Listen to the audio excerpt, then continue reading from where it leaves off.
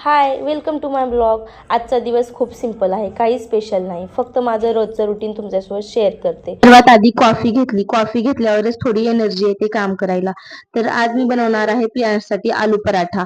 आलू पराठा बनवण्यासाठी स्टफिंग तयार करून घेतली. आता पराठा बनवायला सुरुवात केली. परफेक्ट शेप नाही आला तरी चालतं, पण टेस्ट असली की बस. आणि हे बघा, गरम गरम आलू पराठा तयार आहे. खूपच टेस्टी झाला होता.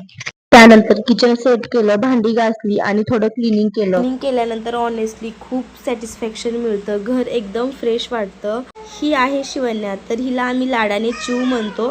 तर इतकी दिवस ही तुम्हाला दिसली नाही कारण ही गावी गेली होती. तर ही आहे माझ्या जावची मुलगी आणि आजपासून तुम्हाला ही माझ्या प्रत्येक ब्लॉगमध्ये दिसणार आहे. तर ही गावी गेली होती त्यामुळे तुम्हाला इतकी दिवस ही दिसली नाही.